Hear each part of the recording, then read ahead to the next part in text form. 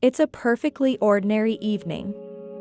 One of those that begins without expectations and ends completely differently. The house is dimly lit, the air is calm, the words flow easily, one joke leads to the next. He feels relaxed, perhaps even more relaxed than usual. She stands before him, curvaceous, self-assured, with a way of moving that needs no explanation. She promises nothing, yet hints at everything. And sometimes, that's exactly what drives you crazy.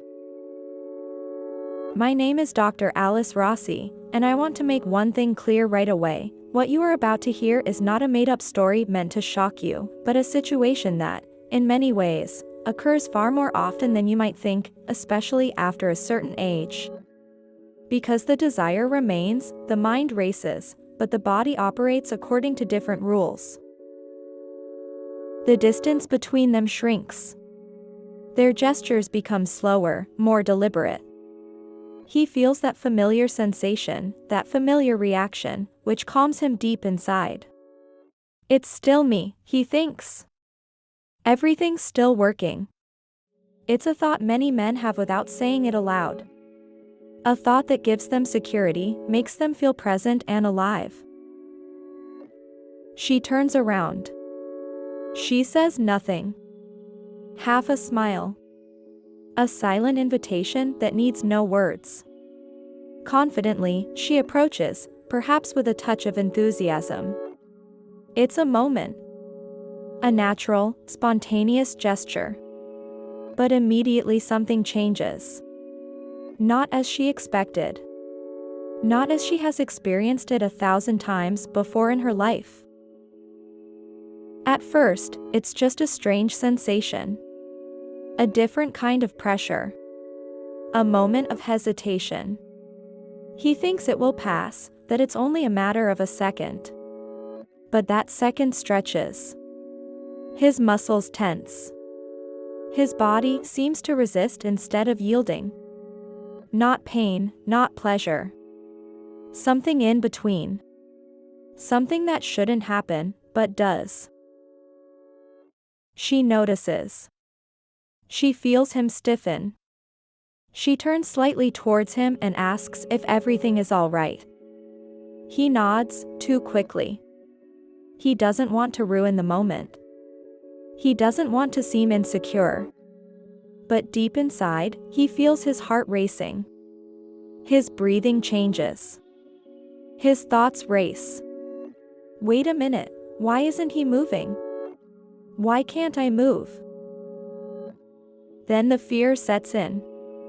Because if the body doesn't react as expected, the mind takes over.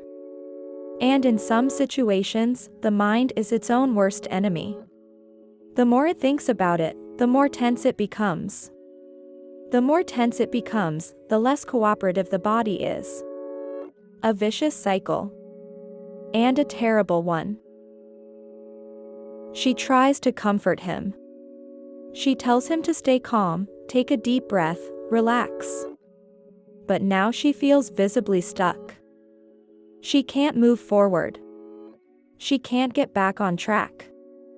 It's absurd, embarrassing, even surreal.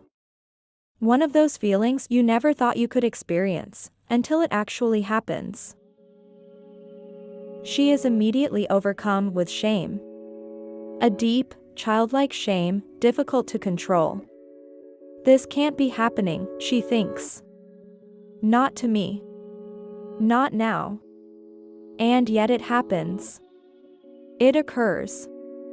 Because after 50, the male body can react unpredictably when intense arousal, emotional tension, and muscle tension coincide. In my office, I often tell myself similar stories, almost in a whisper. As if speaking them aloud would make them more real, more meaningful. But the truth is simple, it's not the body that betrays us, but the lack of knowledge. The situation isn't improving. She tries to proceed cautiously, but every attempt seems to make things worse. She's now seriously worried. She no longer laughs. She no longer jokes. She's realized that it's not about desire, but about control. And when that control threatens to slip away, fear grips her. Someone says something that no one wants to say in such a situation. Maybe it would be better to call an ambulance. Not because there's any immediate danger, but because shame has turned into panic. And as we all know, panic is never a good advisor. The arrival of the ambulance seems almost surreal. Blue lights illuminate the street. Neighbors watch the scene unfold. Some speculate, who knows what happened? No one knows the truth. And perhaps that's for the best.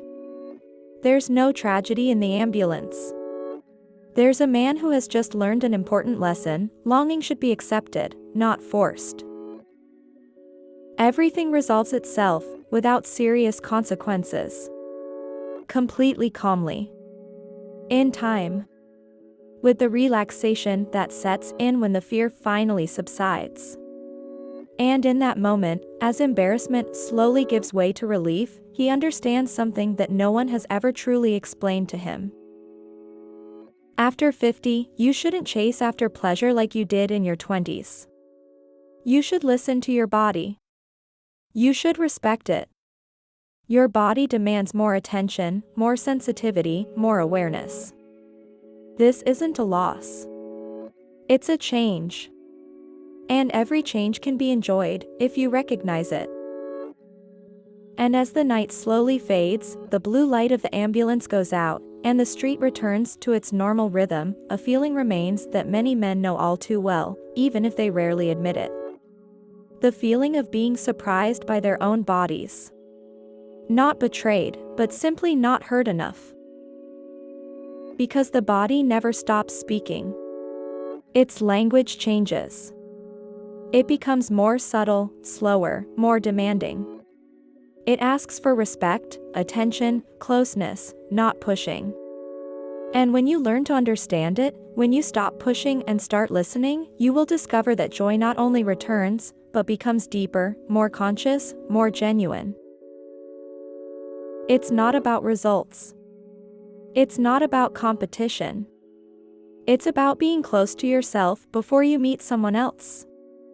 And that's precisely where true self-confidence grows. Not from proving it, but from feeling it. Not from controlling it, but from letting go in the right way. If this story made you smile, gave you food for thought, or helped you recognize something about yourself, then you've come to the right place. Here, we talk about bodies, age, desires, and well-being, without judgment or shame. Because growing up doesn't mean giving up. It means learning new things. My name is Dr. Alice Rossi, and it is a pleasure without age. Stay up to date. Subscribe to the channel. The best things often come here and now. If you hear this story and feel a connection to it, you know you're not alone. These things happen. And talking about them, even through a story that brings a smile and makes you think, is the first step toward experiencing them without fear. Pleasure knows no age. But it requires understanding. Stay here. Subscribe to the channel. Because the body changes, but the right to feel good remains.